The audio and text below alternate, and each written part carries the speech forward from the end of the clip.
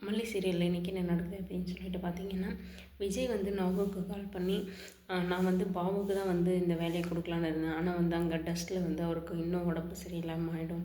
அதனால தான் நான் உங்களுக்கு சொல்கிறேன், அங்கே மெட்டீரியல்ஸ் எல்லாம் வாங்கி போட்டு பார்த்துக்கிறதுக்கு ஒரு ஆள் வேணும். அந்த வேலையை நீங்கள் செய்கிறீங்களா அப்படின்னு சொல்லிட்டு நாகுக்கிட்ட இந்த வேலையை வந்து விஜய் வந்து கொடுக்குறாருங்க. என்ன விஜய் இப்படி பண்ணுறீங்க அப்படின்னு சொல்லிட்டு வந்து மல்லிக்கும் சரி பாபுக்கும் சரி ரொம்ப பெருமையாக இருந்துச்சு. ஏன்னா வந்து என்ன தான் கோபம் இருந்தாலும் நம்ம இவ்வளோ கஷ்டப்படுறோம், நம்ம ஃபேமிலி இவ்வளோ வந்து தள்ளாடுது அப்படின்னு சொல்லிட்டு நமக்காக வேலை கொடுக்குறாரே அப்படின்னும்போது ரொம்பவே வந்து சந்தோஷமாக வந்து இருக்காங்க எல்லாருமே. மல்லிக்கும் பாபுக்கும் இதை நினச்சி வந்து ரொம்பவே வந்து விஜய் நினச்சி ரொம்ப பெருமையாக இருந்துச்சுங்க. அது மட்டும் இல்லாமல் ராஜேஸ்வரி வந்து கால் பண்ணி ரகுவுக்கு கால் பண்ணி சொல்லிகிட்ருக்காங்க, இப்படி தான் வந்து வீட்டில் வந்து பிரச்சனை ஆகிடுச்சு, நீங்கள் வந்து மாட்டிக்க போகிறீங்க, அப்படியே நீங்கள் மாட்டிக்கினாலையும் வந்து என் பேரை வந்து அடிப்படக்கூடாது அப்படின்னு சொல்கிறாங்க. என்ன அப்படின்னா, அந்த பூமி பூஜை வந்து தடுக்கிறதுக்கு வந்து ராஜேஸ்வரி தான் வந்து ரகு வந்து வேலை செஞ்சது. அது மட்டும் இல்லாமல் அதை வந்து ஃபோட்டோவோட ஆதாரத்தோட பைக் வந்து கிடச்சிருச்சு அப்படின்ட்டு வந்து வீட்லேயே வந்து போலீஸ் வந்து சொன்னதுனால இந்த விஷயம் வந்து ராஜேஸ்வரி தெரிஞ்சிடுச்சுங்க.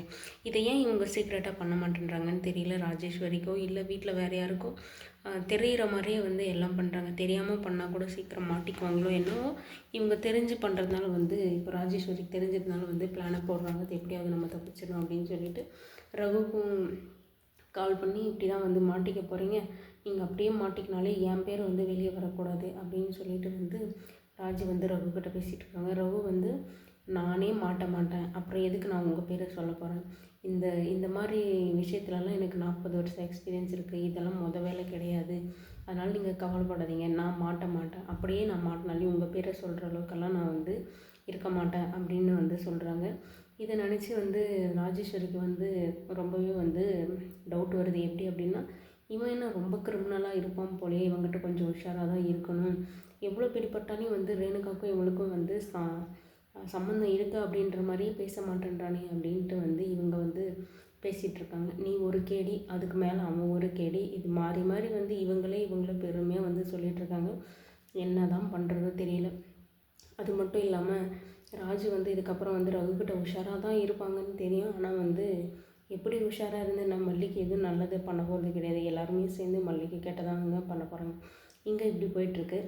அங்கே வந்து நம்ம வெண்பா குட்டி வந்து ரேணுகாவோட மொபைல் எடுத்து ஏதாவது செக் பண்ணுவாங்களோ அப்படின்னு சொல்லிட்டு நம்ம கூட கொஞ்சம் ஆசையை வளர்த்துட்டு இருந்தோம்ல, அது கிடையாதுங்க.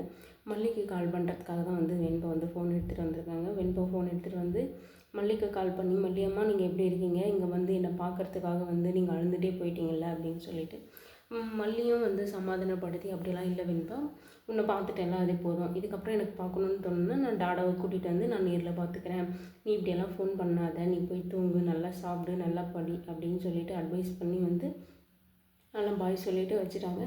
நம்ம வெண்பாவும் வந்து சும்மா இல்லாமல் போய் தூங்குறேன்ட்டு போயிட்டு ரேணுகாவை எழுப்பி, எனக்கு நீங்கள் கதை சொல்லுங்கள், நீங்கள் கதை சொன்னால் தான் நான் வந்து தூங்குவேன் அப்படின்னு சொல்லிட்டு வந்து டார்ச்சர் பண்ண ஆரம்பிச்சிட்டாங்க. நம்ம வெண்பா குட்டி இருந்துட்டு, மல்லியம்மா எனக்கு ட்ராகன் கதை சொல்லுவாங்க, டைனோசர் கதை சொல்லுவாங்க, நீங்களும் எனக்கு அதே கதையை சொல்லுங்கள், அப்போ தான் நான் தூங்குவேன், இல்லைனா வந்து நான் தாத்தாவையும் சித்தியும் எழுப்பி நான் மல்லியம்மா வீட்டுக்கு போகிறேன் அப்படின்னு சொல்லிட்டு ஒரு ரகலை பண்ணாங்க.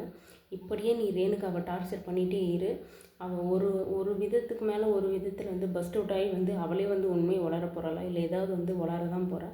ஆல்ரெடியே வந்து அம்மானா என்னன்னு தெரியுமா, தாய்மைன்னு என்ன தெரியுமா, அது மாறினாலும் மறந்தாலும் வந்து அந்த ஒரு குழந்தைக்கு அம்மாவோடன்ற அந்த தூய்மையான ஒரு இது வந்து அது வந்துரும்க்கா அப்படின்னு சொல்லிட்டு ஆல்ரெடியே வந்து நிஷா வந்து நிறைய வந்து அட்வைஸ் பண்ணிகிட்ருக்காங்க.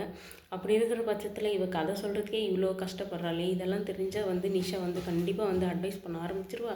நம்ம ஏதாவது ஒரு கதை சொல்லலாம் அப்படின்னு சொல்லிட்டு ரேணுகா வந்து கதை சொல்ல ஆரம்பிக்கிறாங்க.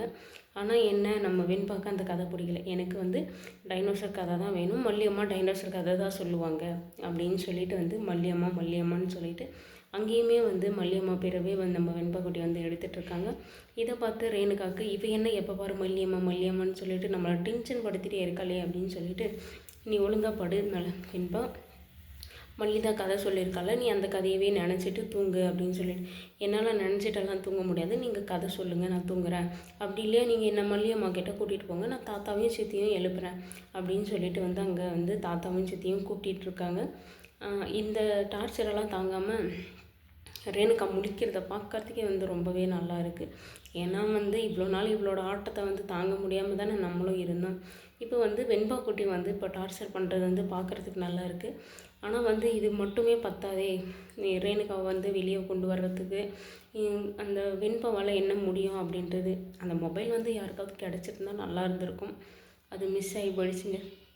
இதே மாதிரி தான் எல்லாத்துலேயும் வந்து ஒரு ஒரு விஷயத்துலையும் வந்து ரேணுகா வந்து மிஸ் ஆகிட்டே வராங்க. எப்போ வந்து மாட்ட போகிறாங்க அப்படின்னு சொல்லிட்டு தெரியல.